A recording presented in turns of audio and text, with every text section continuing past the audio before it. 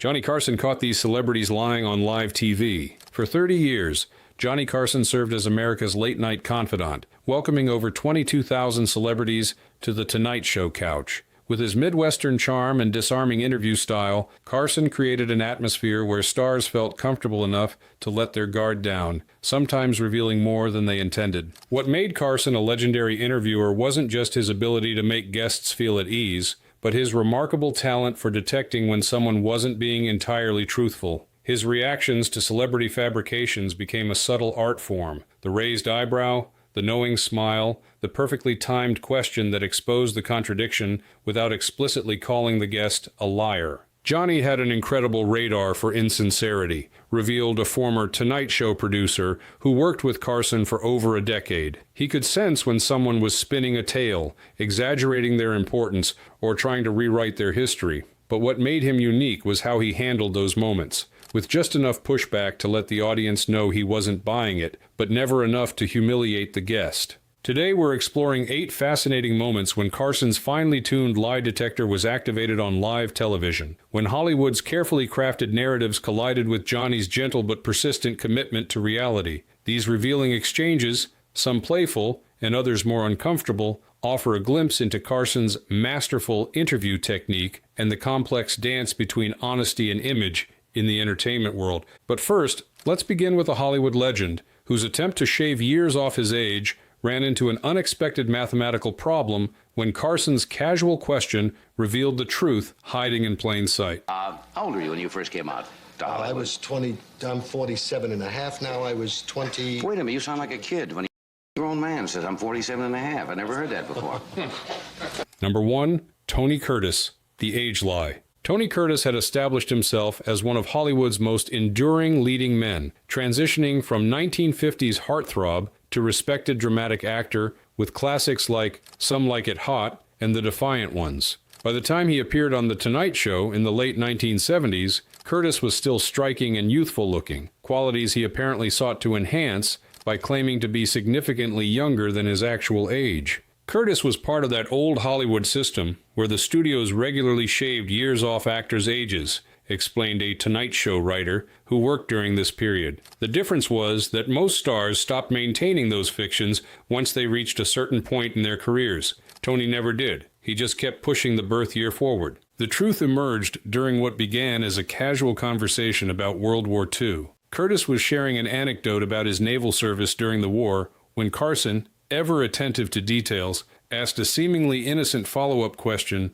about how old Curtis had been at the time. The actor gave an age that would have made him a young teenager during his military service, a mathematical impossibility given the dates he'd just discussed. You could see Johnny's mental calculator working, recalled a camera operator who was focused on Carson during the exchange. He got this little twinkle in his eye, not mean-spirited, but definitely amused, and asked, "Wait, how old were you again?" Curtis immediately started stammering, trying to recalculate on the fly. What made the moment particularly revealing wasn't just Curtis's evident discomfort, but Carson's handling of the situation. Rather than directly calling out the discrepancy, he simply let the mathematical impossibility hang in the air with a gentle smile, allowing the audience to draw their own conclusions while giving Curtis an opportunity to move past the awkward moment. Johnny never said the word lie. That wasn't his style, noted a director who worked on the show. He just created a moment of clarity where the truth became obvious. The audience caught it immediately. You could hear this collective chuckle as people did the math themselves.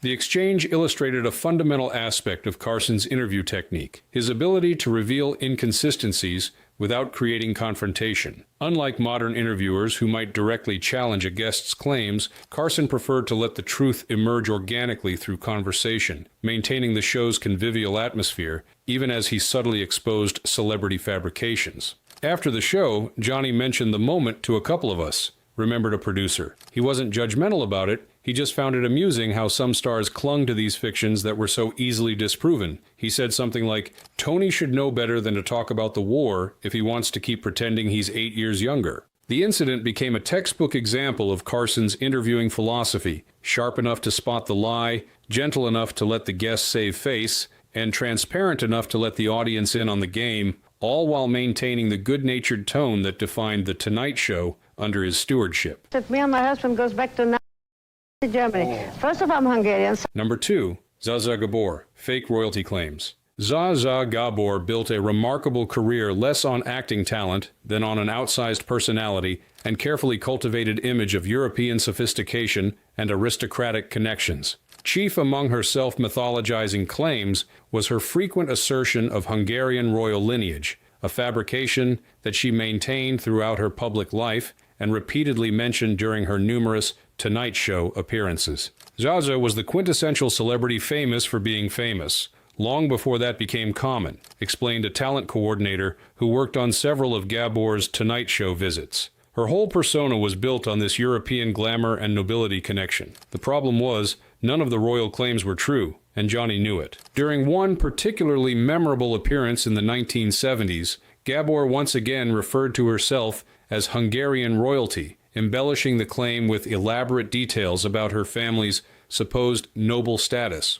Carson, who had heard these assertions many times before, responded with a perfectly calibrated question that managed to challenge the fabrication while maintaining the show's light-hearted atmosphere. "Is that a real title or just the Hollywood kind?" Carson asked with his characteristic half-smile. The question, delivered with friendly curiosity rather than confrontational skepticism, nevertheless cut straight to the heart of Gabor's long-standing fabrication. "The audience knew exactly what Johnny was doing," recalled a director who worked on the show. "They burst into laughter because the question so perfectly captured what everyone knew, that Zsa Zsa's royalty was a Hollywood invention. But he asked it in such a charming way that she couldn't take offense." Gabor, ever the professional, parried the question with a theatrical wave of her hand and a vague response about European nobility being different from American understandings, neither confirming nor denying Carson's gentle skepticism. The exchange created a moment of shared understanding between Carson and his audience, while allowing Gabor to maintain her carefully constructed persona. Backstage, Johnny would roll his eyes every time she told that story, revealed a Tonight Show staff writer. It wasn't that he disliked Zsa Zsa, he actually enjoyed her as a guest, but he had this fundamental commitment to reality that made the constant royal claims mildly irritating to him. He once said, "If she's Hungarian royalty, I'm the king of Nebraska." What made the exchange particularly interesting was how it illustrated Carson's approach to handling recurring fabrications from regular guests. Rather than ignoring the false claims or confronting them directly, he developed a repertoire of gentle, knowing responses that acknowledged the fiction without embarrassing the guest, a technique that satisfied his commitment to truth while maintaining the show's hospitable environment. "Johnny had different levels of tolerance for different kinds of lies," explained a longtime producer. "He had very little patience for guests who tried to rewrite their personal histories in ways that hurt others or misrepresented important events. But the kind of harmless self-mythologizing that someone like Zsa Zsa engaged in, he treated that more as entertainment worthy of a gentle poke rather than a serious challenge." The Gabor exchanges became something of a running inside joke for regular Tonight Show viewers, a recurring dance between a host who valued authenticity and a guest whose entire career was built on fabulous fabrication, creating a dynamic that was both entertaining and subtly revealing of both personalities. Number 3. Truman Capote, falsified sobriety. Truman Capote had been a favorite Tonight Show guest throughout the 1960s and early 1970s, his literary brilliance and gossipy stories about the rich and famous making him reliable entertainment. But as Capote's struggles with substance abuse intensified in the late 1970s, his appearances became increasingly unpredictable and problematic, culminating in one particularly disturbing episode that revealed the dark side of celebrity fabrication. Capote arrived for his scheduled appearance in terrible shape, remembered a production assistant who was working that night. He was clearly intoxicated, slurring his words, unsteady on his feet. There were serious discussions backstage about whether to cancel the segment entirely. The author's publicist, however, insisted that Capote was simply tired from his book tour and would be fine once on air. When Carson directly asked if Capote was feeling all right, the author claimed to be completely sober, attributing his affected speech to exhaustion. What followed was one of the most uncomfortable segments in the show's history. Johnny knew immediately that Capote was lying about being sober, noted a director who was in the control room that night. Carson had encountered enough intoxicated guests over the years to recognize the signs. You could see a flash of disappointment cross his face when Capote claimed to be sober. Not anger, but a kind of sadness that this brilliant man he respected was in such denial. As the interview progressed, Capote's responses became increasingly incoherent. He would start answers that dissolved into unintelligible mumbling, lose his train of thought mid-sentence, and at several points appeared to momentarily lose awareness of where he was. Carson, drawing on decades of experience, tried various techniques to salvage the segment, but the situation deteriorated rapidly. Carson had this remarkable ability to rescue floundering interviews, explained a writer who witnessed the appearance. He could usually find some angle to make even the most difficult guest presentable. But Capote had gone beyond the point where even Johnny's skills could compensate. It was genuinely sad to watch. After a particularly incomprehensible response from Capote, Carson made the rare decision to cut the segment short, going to commercial break earlier than planned. When the show returned, Capote had been escorted off stage, and Carson moved on to the next segment with no explanation to the audience. The aftermath was unprecedented, recalled an NBC executive who dealt with the fallout. No press photos were issued from the appearance, and the segment was effectively buried. Capote's publicist later privately admitted to the production team that he had indeed been intoxicated, despite the claims to the contrary. What distinguished this incident from other celebrity fabrications on The Tonight Show was the serious nature of the lie. This wasn't harmless age vanity or self-aggrandizing claims of importance. It was denial of a severe substance abuse problem that was visibly affecting Capote's health and career. Carson's response reflected this gravity. Johnny took a much harder line on this kind of deception, noted a producer who spoke with Carson after the incident. He found it genuinely troubling rather than amusing. He told several of us, that wasn't just uncomfortable television. It was watching someone destroy themselves while denying there's a problem. He made it clear that Capote wouldn't be invited back until he got help. The incident illustrated an important boundary in Carson's otherwise tolerant approach to celebrity fabrications. When lies crossed from harmless vanity or image building into enabling destructive behavior, his gentle humor gave way to genuine concern and more consequential responses.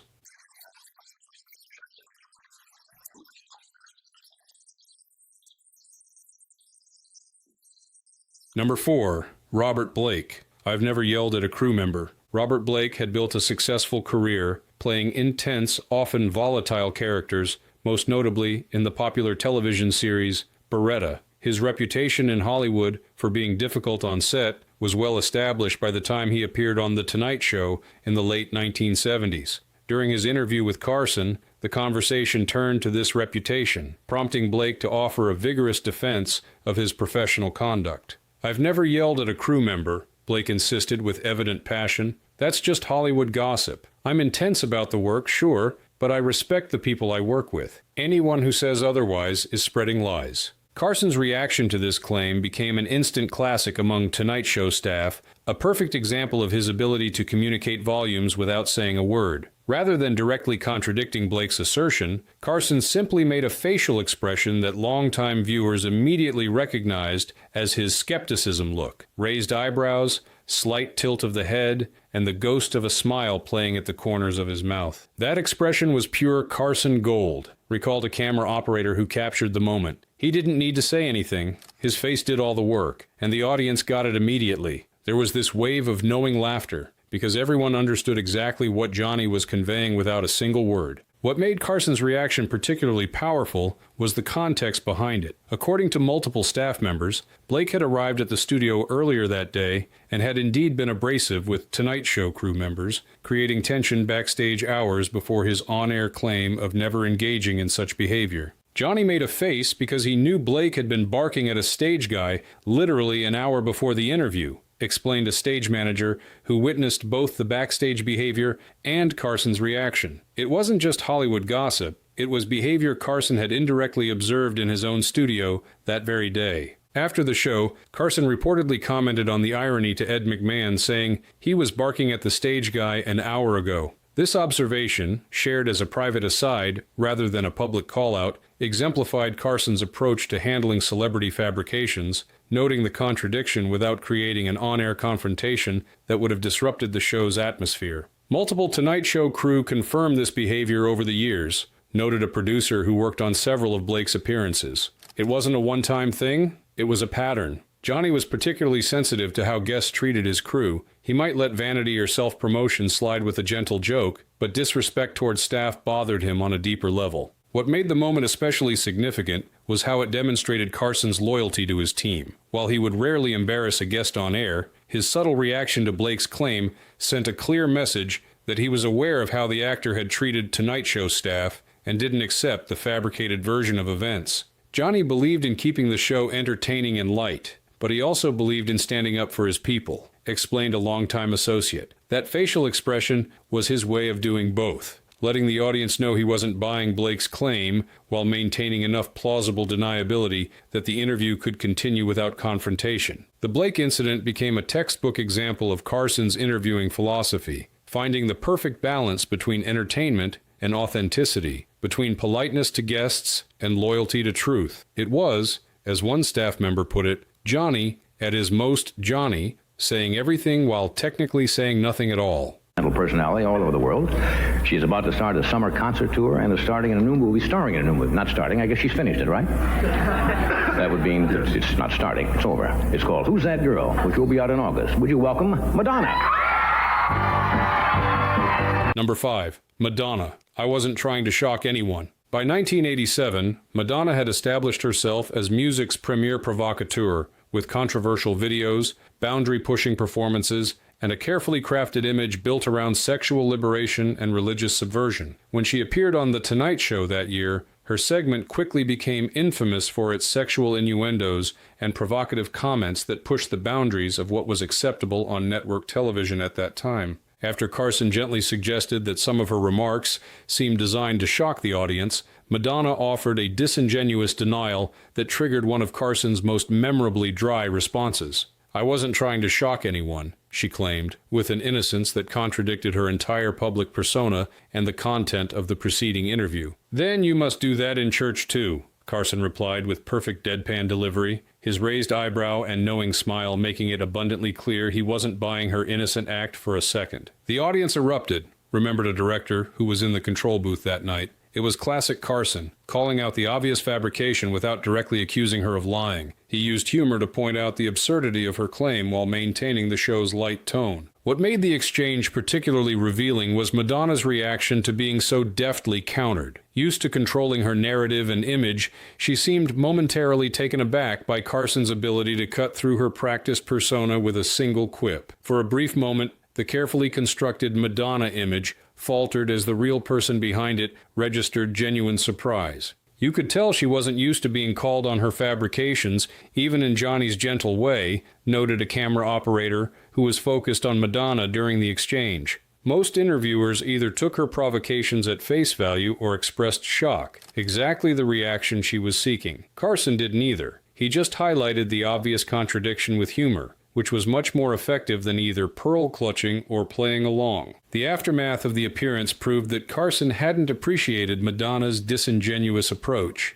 While never officially banned from the show, Madonna was notably absent from The Tonight Show guest list for the remainder of Carson's tenure, a clear indication that her performance hadn't met his standards for authentic engagement. He clearly didn't buy it, and she was never invited back, confirmed a talent coordinator who worked on the show during this period. Johnny didn't mind controversial or edgy guests. He had plenty over the years. What he disliked was the false innocence afterward, the pretending that deliberate provocation was accidental or misunderstood. What distinguished Carson's handling of Madonna's fabrication from some of his responses to other celebrity lies was the slightly sharper edge to his humor. While still maintaining his professional demeanor, his response carried a more pointed skepticism than his typically gentle approach, suggesting a particular distaste for what he perceived as calculated inauthenticity packaged as spontaneity. Johnny had different categories of celebrity dishonesty in his mind, explained a producer who worked closely with Carson. Age vanity, exaggerated achievements, embellished anecdotes, these were all part of the showbiz game that he handled with gentle humor. But pretending that deliberately provocative behavior was innocent or misunderstood, that struck him as a more cynical kind of manipulation that deserved a more direct response. The Madonna incident became a notable example of Carson's commitment to authenticity within the inherently artificial context of television entertainment. His belief that while performance was expected and accepted, there should be an unspoken honesty about the nature of that performance rather than a disingenuous denial of its intent.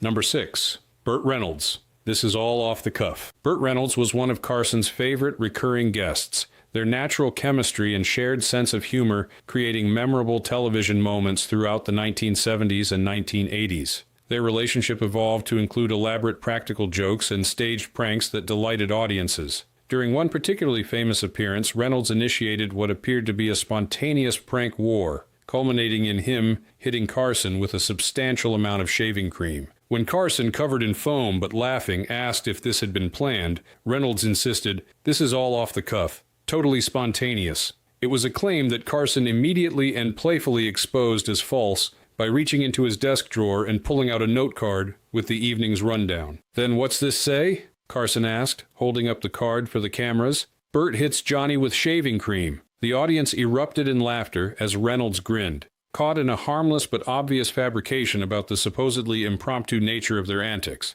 "It was all in good fun, but it was a lie," noted a segment producer who had helped coordinate the prank beforehand. They had absolutely planned the whole sequence in advance, down to exactly when and how the shaving cream would appear. Johnny wasn't actually surprised by the prank itself. He was in on it, but he enjoyed the meta-comedy of pretending to expose Burt's claim of spontaneity. What made this incident different from other celebrity fabrications on the show was its entirely playful nature. Neither Carson nor Reynolds expected the audience to actually believe the pranks were unplanned. The humor came precisely from the theatrical exposure of this obvious fiction, creating another layer of entertainment for viewers. This was a different kind of lie, more of a performance convention than actual deception, explained a writer who worked on several Reynolds appearances. It was like when a magician says, "This is an ordinary hat," before pulling out a rabbit. No one actually believes it's just an ordinary hat. The claim is part of the performance.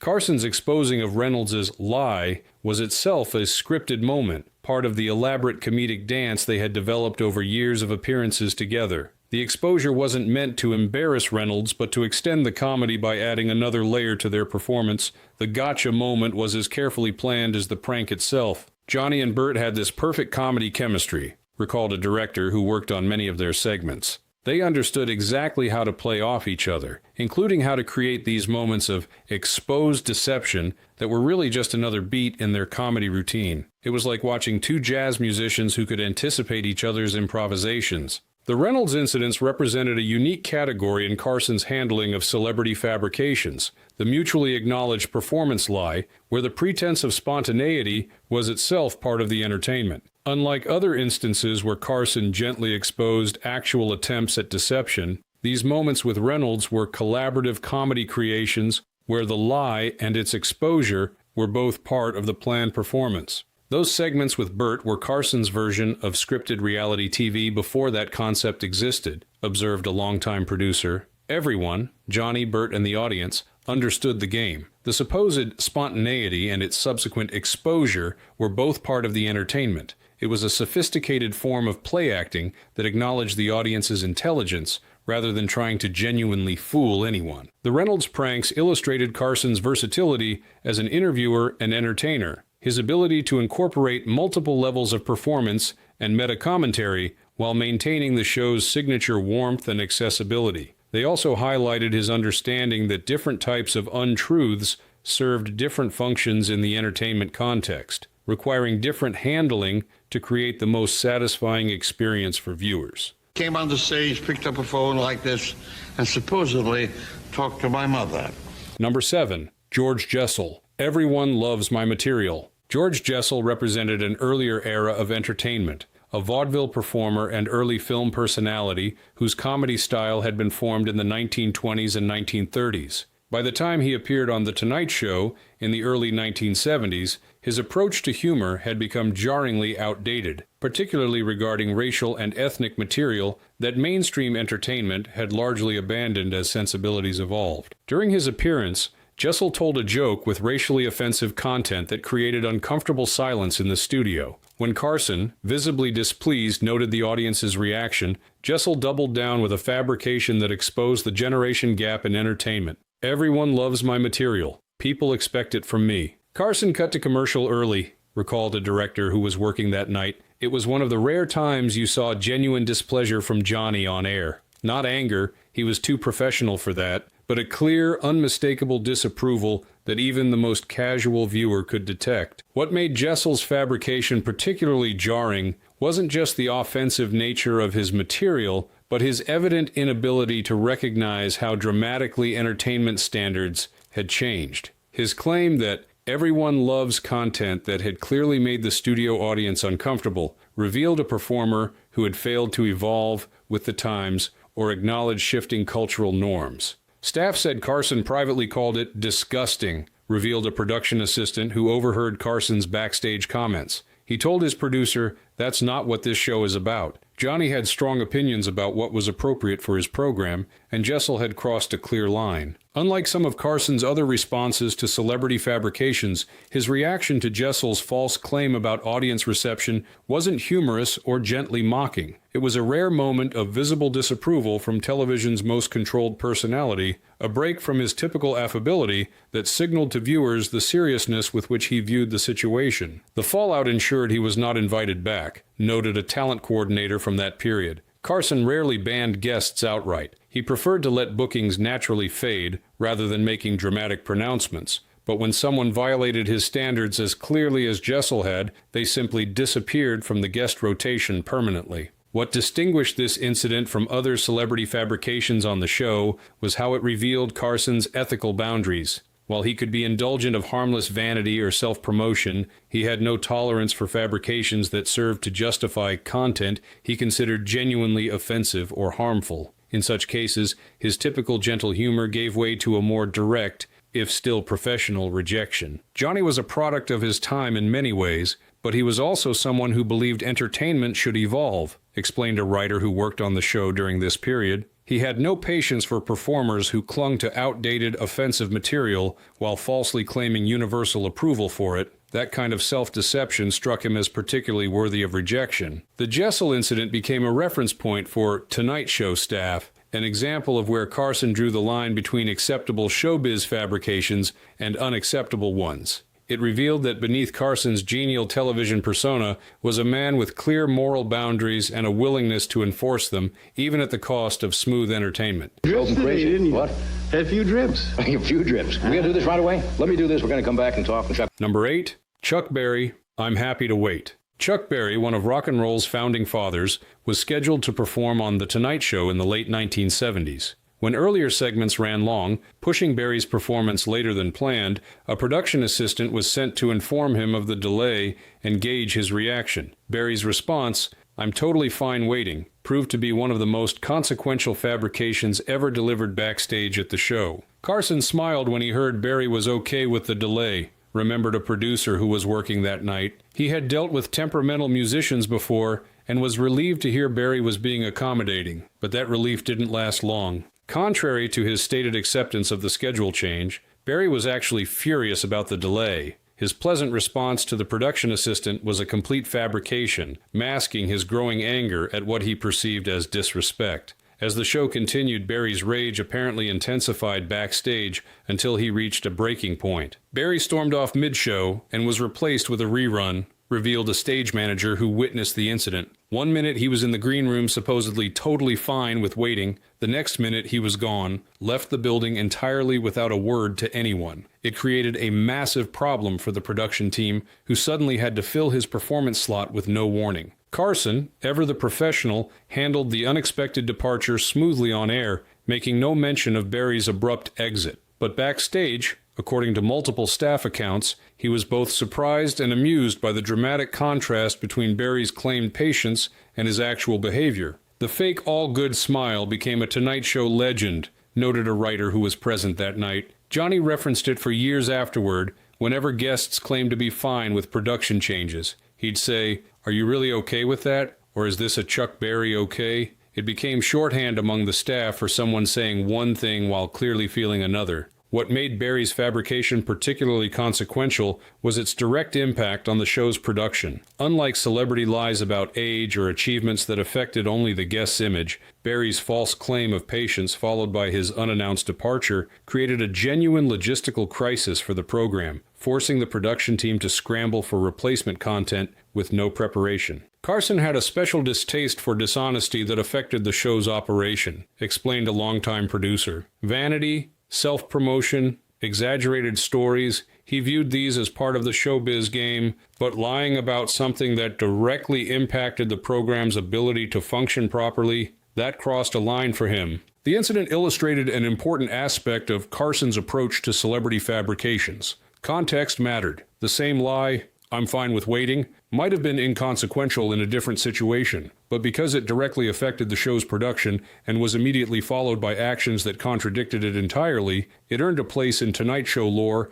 as one of the most problematic celebrity deceptions the program ever encountered. "Johnny had a particular appreciation for the irony of it," recalled a staff member. He once joked, "If Berry had just said he was angry, we could have adjusted the schedule to accommodate him." It was the false "I'm fine" followed by the vanishing act that created the problem. Johnny valued honesty not just as a moral principle, but as a practical necessity for running a complex television production. The Berry incident became a case study in Carson's understanding of the different types of celebrity fabrications and their varying impacts. It demonstrated his recognition that while some lies were merely part of the entertainment world's image-making machinery, others had real-world consequences that affected dozens of professionals trying to create a television program under the pressure of live broadcast constraints.